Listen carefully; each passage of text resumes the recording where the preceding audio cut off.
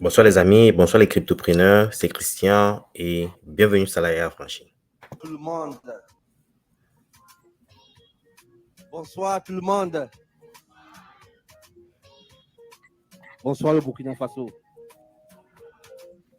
Le Burkina Faso n'est pas là. Est-ce que Madagascar est là? Est-ce que le Togo est là? Le Togo. Ah oui, il y a trop de diamants au Togo. L'île Maurice est là. Bonsoir. Bonsoir la Martinique. Bonsoir Guadeloupe. Bonsoir la France. Bonsoir Philippines. Bonsoir tout le monde. Bonsoir le Cameroun.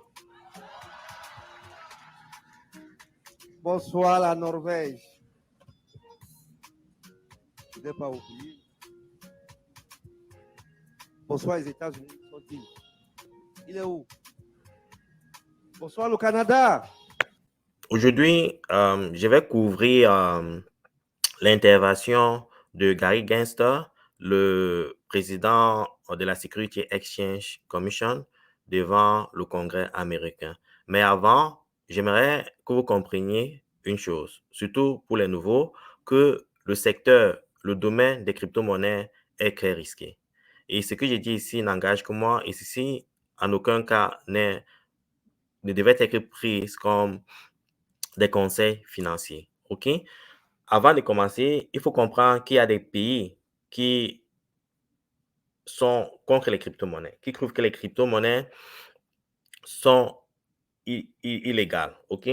Et il est important, quelle que soit la juridiction dans laquelle vous vivez, de comprendre les lois de ces pays-là. OK? Je vais aller rapidement pour naviguer ces pays-là pour que vous compreniez un peu les dangers qui sont liés aux crypto-monnaies. Et après, je vais vous expliquer pourquoi nous sommes les pionniers et pourquoi il est bien d'y investir maintenant, avant que le monde entier ne s'y lance. All right? Un instant, je vais partager mon écran.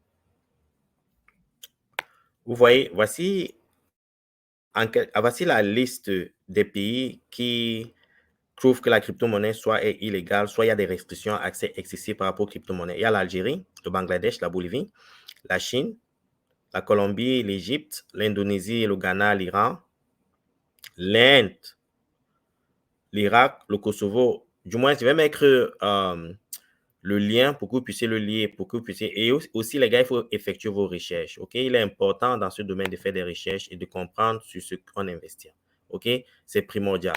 C'est primordial. Il est aussi important de savoir quelles crypto-monnaies sont considérées comme securities ou actions par la Security Exchange Commission. Donc, en y investissant, il faut comprendre les risques qui y sont associés. OK? Le plus souvent, certaines personnes, quand ils comprennent ces risques, ne mettent pas ces genres de crypto-monnaies dans leur portefeuille. Voici la liste de ces crypto-monnaies. Il y a Ripple, Telegram, Ton, il y a LBC, il y a Omisgo, Dash, Algorand. Voici la liste. Rally, Rari, il y a Solana, Avalanche. Tous ces crypto-monnaies, il y a Polygon, Cardano, Binance, Binance USD, BUSD, Binance Coin. Donc, il y a Cosmos, il y a Coty, il y a Paragon. Donc, quand vous investissez en quelque sorte, il faut comprendre les risques associés à ces crypto-monnaies-là. Au demeurant, comme je l'ai toujours dit sur cette chaîne, nous sommes les pionniers. Nous sommes les premiers.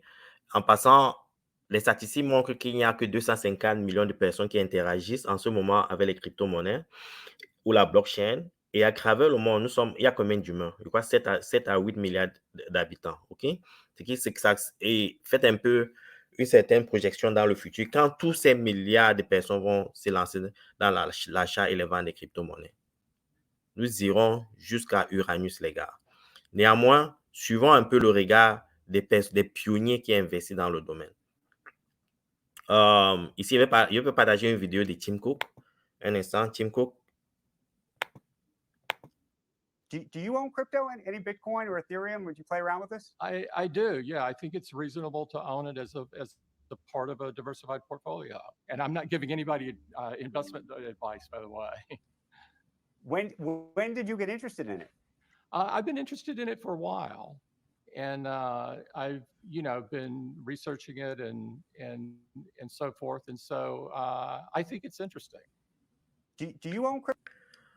Ça, c'est Tim Cook, le président directeur général de Apple. Vous voyez, ce sont des pionniers, ce sont des gens qui voient loin. OK? Donc, si vous investissez dans les crypto-monnaies en ce moment, le plus souvent, du moins, mon orientation est vers des trucs un peu plus secure, un peu comme le Bitcoin, Ethereum, parce que ceci, en aucun cas, n'est listé comme securities. Donc, c'est par rapport à la gestion des risques. Mais néanmoins, vous êtes libre de choisir quelles cryptos des cryptos dans lesquelles vous aimeriez investir. OK? Donc, je voulais juste partager avec vous que nous sommes les pionniers, nous sommes les premiers et nous sommes arrivés au bon moment. OK? Et le futur, peut-être, nous donnera raison, mais pour l'instant, il faut juste avoir espoir que les choses iront à notre avantage. Et je pense personnellement que ça sera le cas. Maintenant, nous allons savourer la correction que Gary Gensler a reçu hier devant le Congrès américain.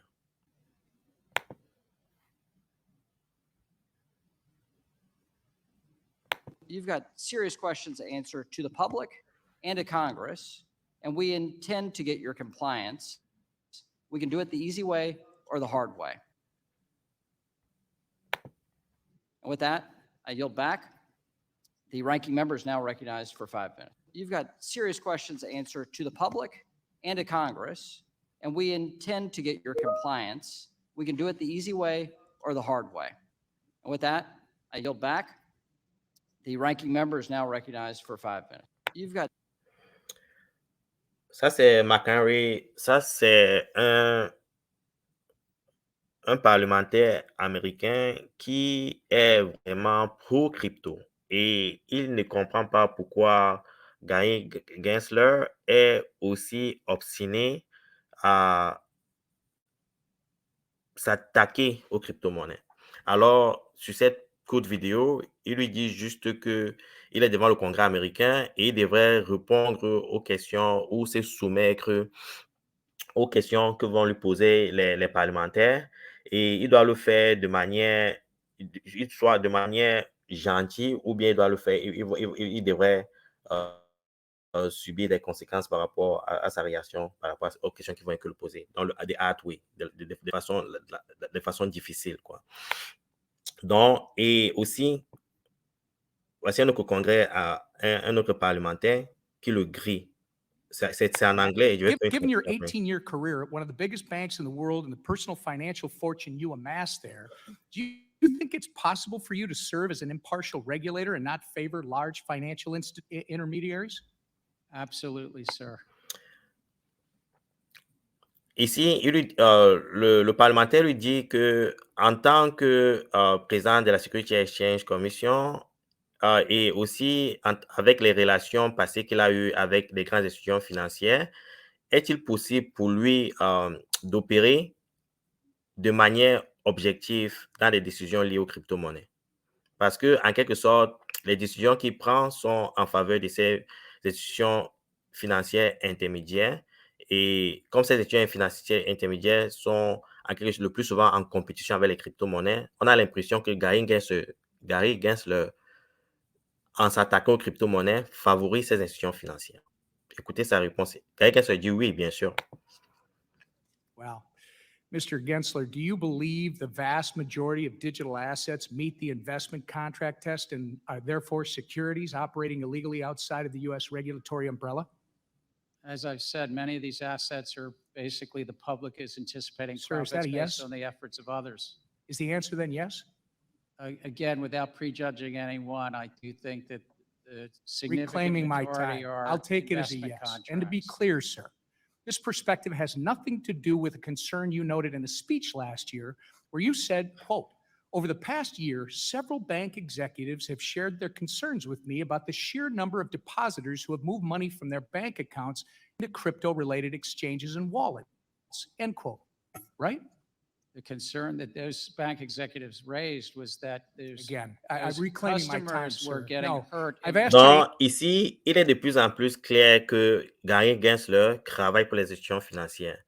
Le parlementaire lui pose une question très simple et il se base sur ce que Gary Gensler lui-même a dit dans un rapport des années, c'était des années précédentes, où Gary Gensler dit qu'il est inquiet parce que certaines institutions financières ont contacté la Security Exchange pour dire qu'il y a des individus, des individus, des clients de la banque qui de plus en plus transfèrent leurs dépôts, leur argent vers des échanges de crypto pour faire des achats en crypto-monnaie.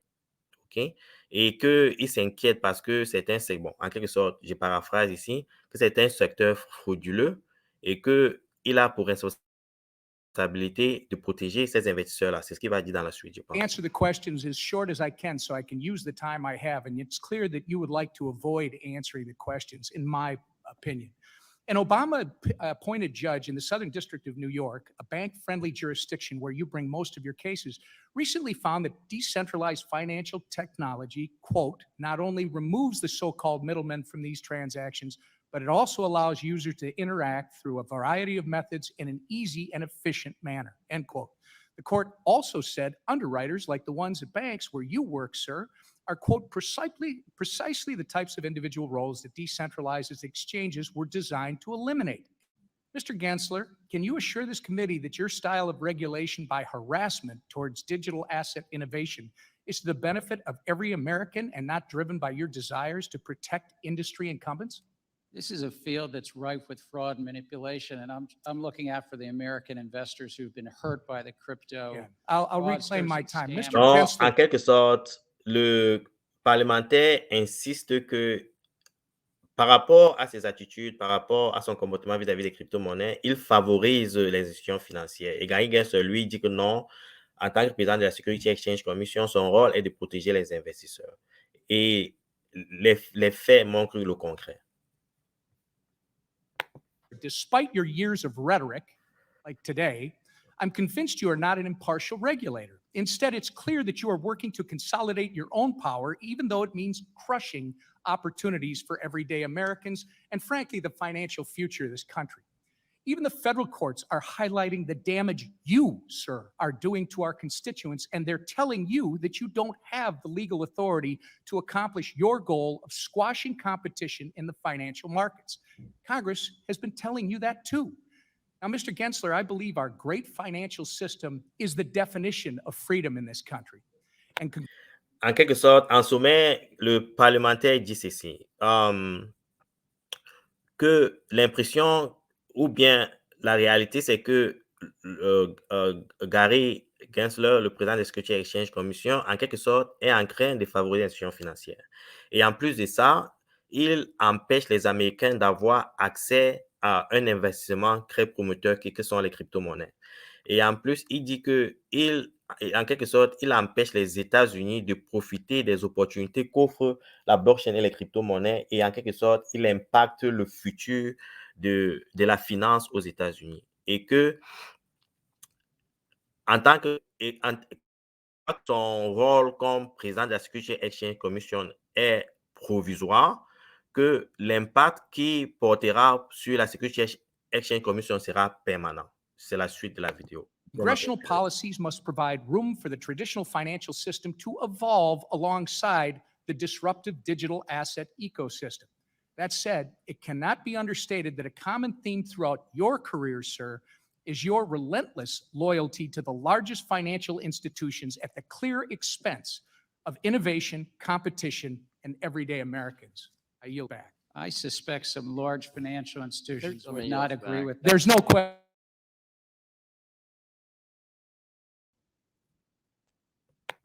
C'était chaud hier sur Gary Gensler devant le Congrès. OK, je vais passer cette vidéo rapidement. Un instant. You could, Suppose I were to purchase a Pokemon card. Would doing so constitute a security transaction? you could purchase a Pokemon card. I don't know what the context is, but if you're just purchasing a Pokemon card. If I purchase a Pokemon at card, is at that a security retail store, transaction? That's not a security. Okay. If I were to purchase a tokenized Pokemon card on a digital exchange via a blockchain, is that a security transaction? I'd have to know more. Okay, so for you, the process of tokenization is what transforms a you non-security just said- transaction you- into security transaction? Bon, ceci devient un peu technique, OK? Ici, ce parlementaire essaye de piéger Gary Gensler. Par exemple, je vais prendre un exemple qui est un peu familier chez nous, les Africains. Supposons que je vais acheter une moto, OK? J'achète la moto. Est-ce que la moto est une action? Est-ce que c'est une security? Bon, il a pris l'exemple ici des Pokémon Cards. Donc, c'est